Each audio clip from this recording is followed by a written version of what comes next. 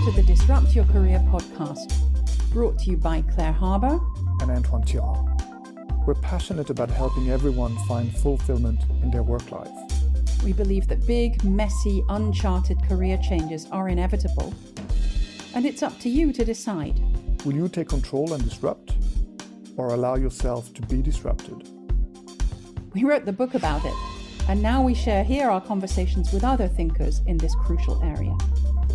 Settle down and get ready to listen to this dose of wisdom. Today, we're welcoming Dewan to the Disrupt Your Career podcast. Sho has packed a great deal into his relatively young years. He's a career coach at the leading business school in Hong Kong, a top voice on LinkedIn on careers, as well as the CEO of a career coaching and consulting company that has worked with hundreds of high-flying individuals, as well as many top companies in the APAC region. He's someone who bridges cultures across the Pacific, and I'm delighted to have him here with me today. Welcome, Sho. Thank you so much, Claire. It's a pleasure to be here. I've been following your work as well for the last couple of months, so it's wonderful that we can finally connect. Indeed it is. Thank you so much for joining us. You're in your apartment in Hong Kong, in the thick of it, in an area that I know and love. So it's wonderful to be receiving the energy from that place as well as from you. But let's start by you telling us a little bit about your own career journey. I'm not going to say dabbled in, that would sound metaphorical, but not accurate. You've tried out a lot of different areas. So can you tell us about some of the crucial decisions you've made along the way? I think that's probably one of the best qualities that I have as a coach is that I've been there and I've done that. So when a lot of my clients come to me and they're looking to do something different or they're looking to make a pivot in their careers, I can look back at my own experience and say, hey, I was in your shoes and this is what I did. So when I first started my career, I was like many other young professionals, just kind of chasing after this allure, this prestige. There was a thing called management consulting that I just heard about in my university days. I had no idea what a consultant was, what they did, but I knew that they made a lot of money and I knew that a lot of people wanted that job.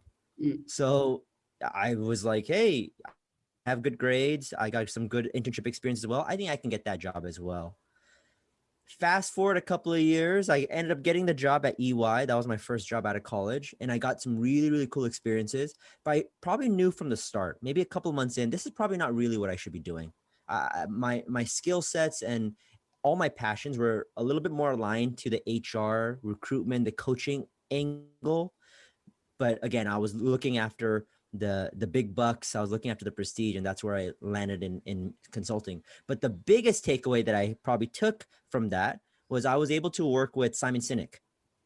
Simon Sinek was one of our consultants at EY, and I got to work with him very, very closely. And after that experience, that's really what drew me on to start my own coaching firm and just pave my own way. But consulting was where I started off. So you got that classic attraction of the filthy lucre and the slightly unknown, but everybody says it's a great destination sort of career, right? Yeah. And it still did have its perks. It still had its benefits, 100%. It's a great training ground for sure. Absolutely. It opens your mind and opens your horizons in all kinds of different ways. 100%. And what a privilege to have worked with the great Mr. Sinek. That must have been quite something. Tell me a bit more about how working with him inspired you to eventually set up your own thing. He's the real deal. I think that's when I speak to my clients, when I talk to just my friends about working with Mr. Simon Sinek, I think that's just what comes out is he's as authentic in real life as he is on YouTube or he is on TED. He's just the real deal, man. And I think working with him, he's always pushing us to find our why. I know that was obviously his big blockbuster of a video and his books, but he really lives that every day. He's like, why are you doing this project? Why are you a consultant right now? And he would always ask our team members that question. And that's when I found out my why. And my why is to bring out the best in others. I've always been the hype man of my friend group. I've always been a cheerleader of my clients and my friends. And that's when I kind of ran. I think that's my superpower. I think I can get the best out of others in their careers. So I didn't do it immediately. It's not like Workhap started just right after I started working with Simon. But Absolutely. it kind of set the kernel there, and obviously it popped a couple of years later. So you had that little voice that started to talk to you about where your purpose might be better set. And it's interesting. I hear you on the one hand talking about, you know, having always been the cheerleader, the booster, the one who was aiming to get the best out of everything and everyone. And then you talk in a much more matter of fact way about, you know, maybe my strengths would have been more in HR or recruitment. Was it as simple a comparison as that, or did the understanding that that might look like HR and recruitment and eventually coaching, how did that match between the unconscious and the conscious feelings and actions actually played out? That's such a great question, Claire. And I can tell that you have definitely had lots of different pivots in your own career. Just a few, just a few. Yeah. I'm definitely, yeah. I hope, a well-shod cobbler's child. You know, Yes. I've done it for sure. But yes, indeed. But tell me a little bit more, because I'm fascinated for everybody's big transitions about where the, you know, the feelings meet the thinking. Yeah. And this is what I'll tell the audience. A lot of my clients come to me because they have an itch to do something different. Mm-hmm. They know they probably shouldn't be at their current role, but they're not sure what that next role is. Yeah. And I had the same itch. I knew, again, I was in consulting and I could do a couple of different things. You could go into industry. You could go into maybe one of your clients. You could do whatever you were doing for something else, maybe another consulting firm. Sure.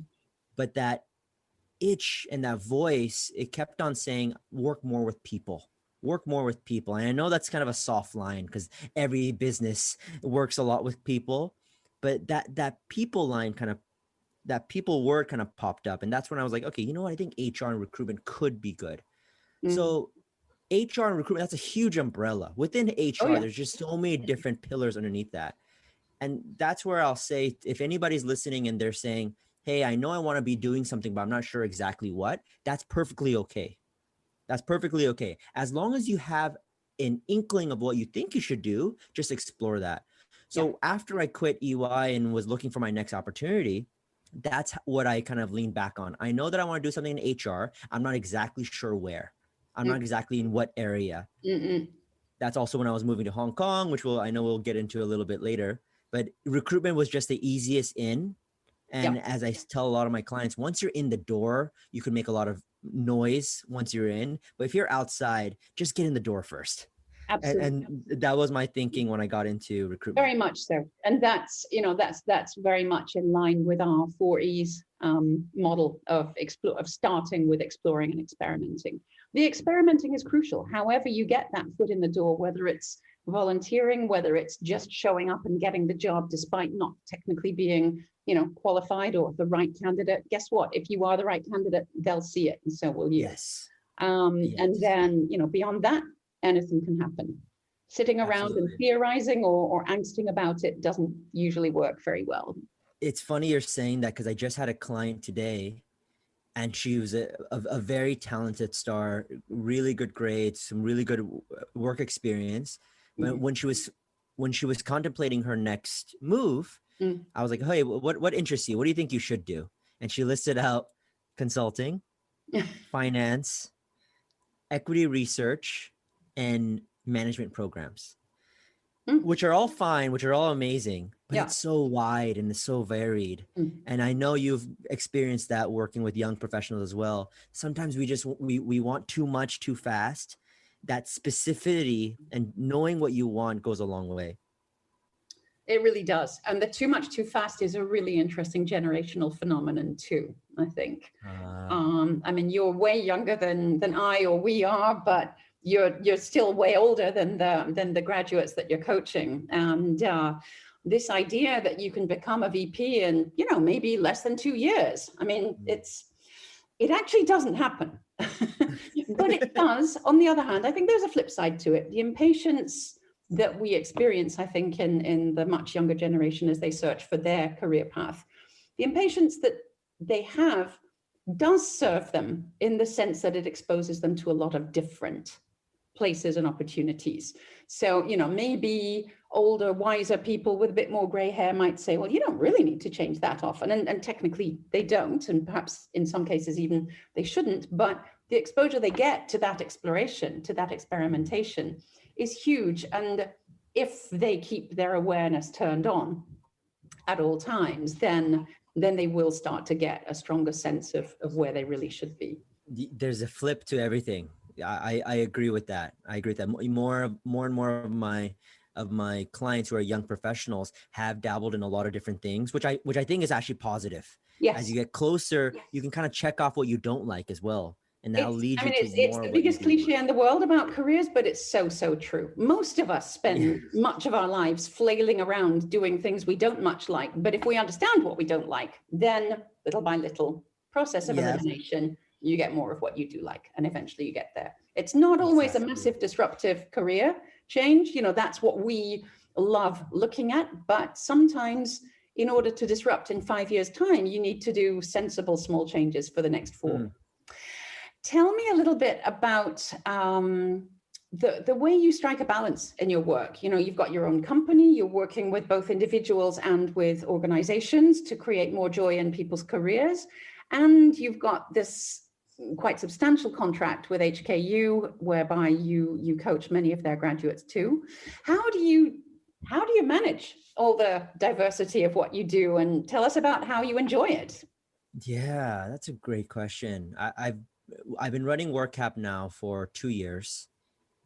The biggest mistake I made when I first started off was just doing all of it just by myself. I was like, hey, my clients, either individuals or organizations, they want to work with me, they want to work with Show, so I'm going to give them Show. I will take everything on, I'll take every meeting, I'm going to prep everything, and I'm going to give them the best I could. I burnt out really fast. So now we're at a very fortunate spot where we have clients reaching out more than us going out and getting work, which is fantastic. But the biggest shift has just been, I have an awesome team.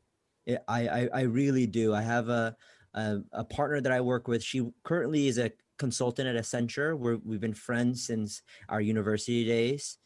And I have an intern now turned analyst. She's been with me for a year now. She does all the marketing, all the social media. She's awesome.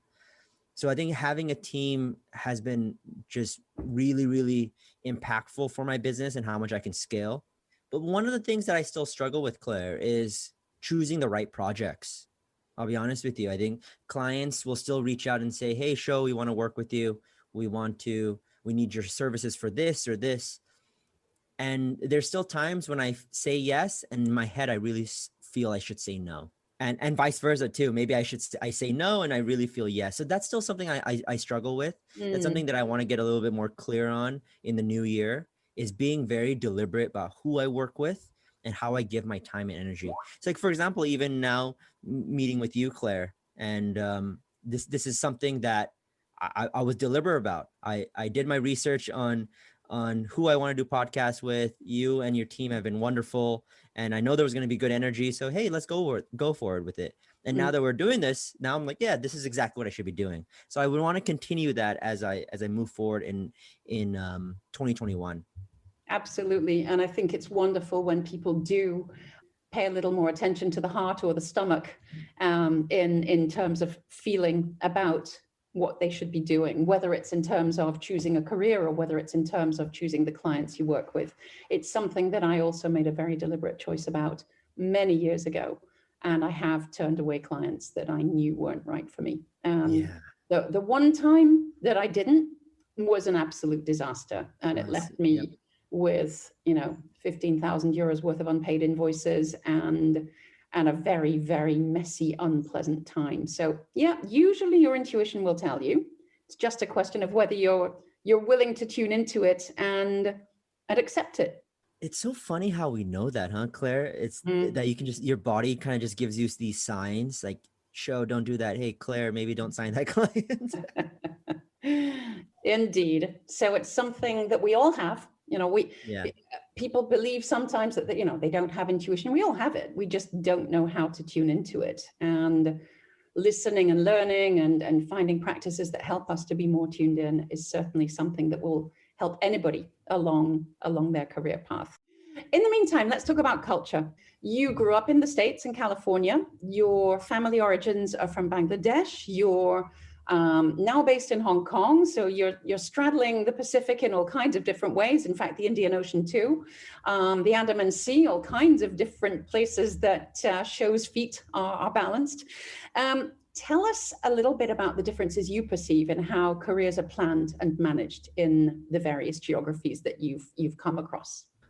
It's been so many different cultures that I've interacted with just through my years working. I used to work in New York, so many different cultures there. And now here in Hong Kong, I would actually argue probably more diverse here in Hong Kong than I've ever been in the world, actually. I came here, as you mentioned, I'm originally from Bangladesh. I was born and raised in Bangladesh, but I grew up in California. So most of my family, most of my upbringing is in the States. And when I came to Hong Kong, I realized how many nationalities I've just never met before. It's funny. It's funny. I've never met somebody from Scotland before. And I have really good friends now here in Hong Kong who are Scottish. And it's the first time I met them, I couldn't understand a word that they're saying. No, that's common. Yeah. I met some friends from Ireland. I met some friends from South Africa. My girlfriend is from Hong Kong, but she studied in Leeds in the UK. Just very, very diverse here, which has been really great. When it comes to my work and working with clients, I've actually, at least, especially with the one-to-one, I actually don't feel like it changes all too much. I'm still the same me. I don't really change or adjust my style to meet a certain type of culture. What you see is kind of what you get. That's kind of the mentality that I play. With my trainings, when I do trainings for organizations, I have felt that sometimes my American culture doesn't align with their organizational culture. There was a big client that we had where we had to train their managers in 8 different countries around Asia. So every week I'd be traveling and training in Thailand and Singapore and Malaysia. And some of the feedback was, loved your energy, love what you're doing. The topics were really great, but the topics seem very Americanized. The topics aren't very localized for my specific culture. So that's something that I've noticed, is that when you do organizational trainings, being attuned to who you're speaking to is very, very important. I can imagine that must have been a bumpy ride for you in some ways, but one that opens your eyes, right? 100%. And this practice that you're getting with all the nationalities and cultures, it's a good practice into our careers as well. You're going to meet people who are not like you, who don't look like you, who don't sound like you. So I think that's actually an extra layer. What my clients get is they're meeting someone who's not from Hong Kong, who's been around in a couple of different countries. And you know what? You're going to face this as a coworker in your next role as well. So a little bit of extra practice before they get their next role. Let's talk a little about this question of typically young, but any people who are a bit too obedient, people who, perhaps too easily fall into the career path, the study path that their parents or their teachers or their society expect of them. I think from what I've learned about you, that was to an extent the fact for you. You were the good boy who went to the right school and got the right job in New York with the right kind of firm. And sure enough, sooner or later, you found out you didn't fit that mold quite as closely as you had hoped or your community had wanted for you to do. But, it's a challenge to get from where your tribe expects you to be and where you actually need to be.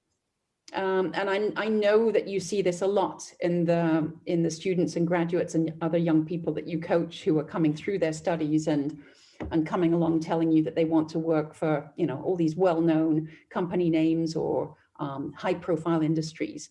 What do you think we can do to improve this and improve the chances for young people to have a better, happier, more successful future in which joy actually features? That's the $1 million question. How can we get young people to pursue their passion and their interest more so than what their parents or what society thinks will bring them their happiness. That's tough. It's tough. There's a little part of me that feels that it's good to experience that route, actually, to experience the route of you getting the thing that everyone else wants, and then you realizing yourself, you having that aha moment, wait, this isn't what I signed up for. This isn't what I was expecting. So there is some reward going through that myself, I would say. But when it comes to my clients, even before I help them with the tactical stuff, and you know this yourself, Claire, coaching thousands of young professionals, you can help someone's CV. You can write someone's LinkedIn profile. You can coach someone up on their mock interview skills and networking skills. You can do all that. But none of it really matters if they end up getting a role that they don't like. Absolutely. Or if they end up getting an opportunity that's just not right for them. It's, to be honest, really demoralizing for the candidate and the coach. I've had some situations. It was very, very early on when I was doing Workhap, when again, I was just taking any client I could. Yes, I can help you. I can help you. And that was a pressure that I felt from some clients. They're saying, hey, Sho, I need a job ASAP and help me get a job. And I would help them get the job. A couple months later, there's like, you know what, Sho, I got the job, but I'm just not where I should be. Yeah. And that devastated me, because we spent a lot of time and energy getting that job. So we got to take a step back. What is it that we really, really want? That's something that I work on very deliberately with my clients, because you should know. It doesn't have to be pinpoint crystal clear exactly, but know the general area of where you want to go, and then let's go. I think a lot of coaches sometimes just rush a little bit too fast that process. So I would say that. So, I mean, as you go through that work with your clients and you focus more deeply on the why and the what, not just the how, and you're absolutely right. Most people that hang up a sign saying they're career coaches focus almost entirely on the how. You know, let's write a nice CV. And you're right. You can write the most beautiful CV about anyone. Even if they're quote unquote just a milkman, but that's not the point. So you very rightly focus on this much deeper search. And what would you say the key stages are to finding purpose in one's career? These are lessons that I learned from Mr. Sinek himself. So I will not take credit for it. This is not coming out of my brain. This is just stuff that I learned from a great mentor. But what he used to say to us is, you find your purpose usually from past experiences. A lot of people think that you discover something, like this is something new. You're like, oh, this is what it is. Yeah, the light bulb. Yeah, the light bulb. That usually doesn't happen. It's not something that new you just dig up and you're like, yeah, this is it. Yeah. It's usually been with you for your whole life. You probably just haven't noticed it. Yeah. So that's where you really dig deep. You look at your past. You look at the activities. What are the things that light me up? What are the things that I do that I'm just really good at and I just never really noticed? Or what do my friends say I'm really good at that maybe I've never noticed? When I did that for myself, that's when I was hearing these phrases. I'm a cheerleader, and I hype my friends up, and I will motivate my support system, whatever the case might be. That's how I gravitate towards coaching. So same way that I did that for my coaching career, I advise my clients to do that for their own careers. Yeah. If you're really creative and you just love creating art, hey, UX design might be the path for you. If you love to crunch numbers and just tell a story with data, maybe accounting, maybe a financial analyst is the right path for you. So we got to look back at our past, figure out what we really like, and that will give us the keys to our future. Let's turn the tables a bit now and talk about a much harder side of sort of analyzing and creating better careers.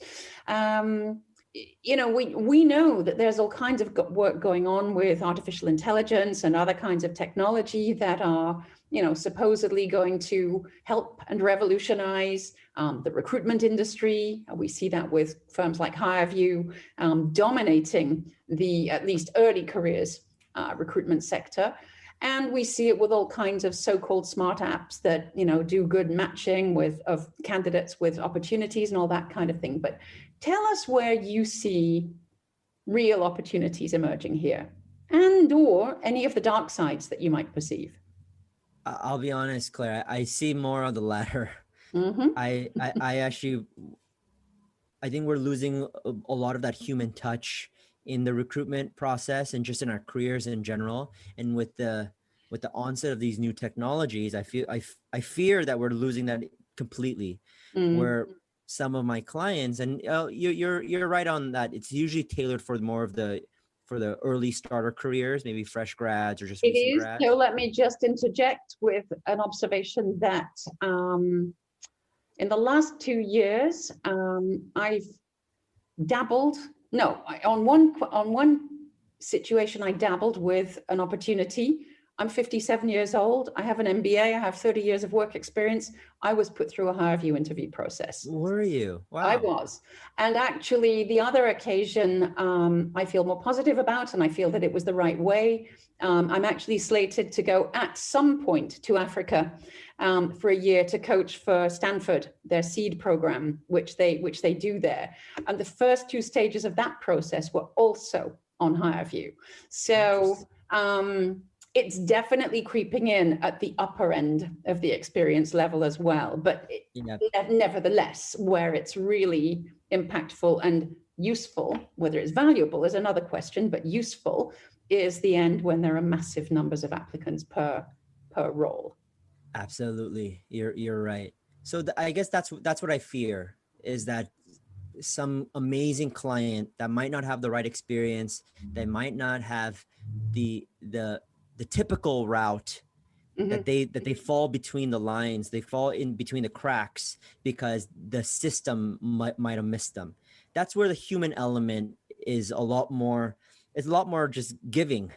Me and you, Claire, meeting a candidate, we can tell who would be right, even if they don't have the right path. That's where I think that's the drawback of technology. They won't be able to pick those things up. And we'll continue to promote and continue to hire people that we've always hired. And it just continues to build this system. It's the profiling, isn't it? It's, we know that this works, so let's just get another clone who does the same. And of course, absolutely. I think you're absolutely right, though I would nuance it by saying that I fear that it's actually always been that way, whether there was AI or not.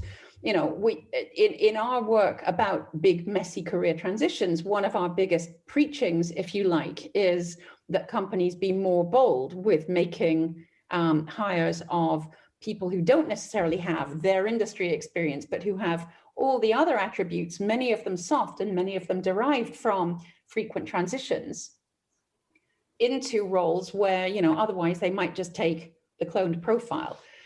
So I think you're absolutely right to say that the AI will be magnifying that effect, but sadly, I don't think it was an effect that just emerged when AI came into it. That's a great point. This is where your work and our work and the work of anybody who's, pushing for broader horizons and a more holistic look at the candidate is really so important, even if it's not yet nearly as widely accepted as it needs to be. I agree with you. Yes. The thing is, with Zoom and the pandemic happening, we're just seeing more and more of these technologies, which again, I don't want to just say there's all negatives. It's allowing me to connect with you from thousands of miles away. Absolutely. So you'd be absolutely mad to reject the positives. Of course. But it's a tough question, and it's just as well that from those thousands of miles to over here and further, there are people trying to push those boundaries, and let's see what we can achieve over the next little while. And if I could just add on that, Claire, if you're a viewer or you're a listener listening in, and you're worried about that, you're worried about how technology is going to affect your job search or how it's going to affect your career, my takeaway here is try to make it as human as possible. If you can connect to somebody who's a living, breathing thing, do that. Try to get as many connections and relationships as you can, because that's actually what's going to eventually help your career. You don't want to play the short-term game here, play the long-term game. Just how me and Claire are connecting over Zoom, we're going to be friends now for years. Absolutely. And that's what clients and candidates, they need to do the same. Find people who are in your tribe and build that relationship. That's absolutely 100% true. Thank you for underlining it, Sho. Let's turn now to something else you do, because of course, doing all those things alone wouldn't be enough. You're also involved in a rather interesting social enterprise, which aims to include a particular group better. Tell us more about, do you pronounce it Carrier? Yes, you got it. It's okay. Carrier. Yep. Carrier. Okay. So tell us more about that. This is probably the highlight of my year, was able to work closely with this organization. They do amazing work. So the founder, his name is Walter Choi. He founded the organization, a nonprofit, I think 5-6 years ago. And their mission is to help people with disabilities in Hong Kong find career success. Mm-hmm. And when we say people with disabilities, it's across the spectrum. It could be physical, it could be mental. If there's some sort of special education need, then people can come here and receive help free of charge, and just to help the diversity inclusion community. So my involvement with them was they asked me to be a career consultant this year. Mm-hmm. And it was a big project. They wanted to have 50 young professionals get into internship and full-time opportunities for the summer. So it was my first time actually working with candidates that don't fit the typical box. Mm-hmm. It was a lot of exposure to many different people from way different backgrounds of life. And it just really opened my eyes. There's so much that we take for granted, just not even just about our careers, just life in general. And these candidates that I met, they were so wonderful. They're so talented. And just to be honest, they had difficulties. They had difficulties to adapt to how the normal way to assess talent.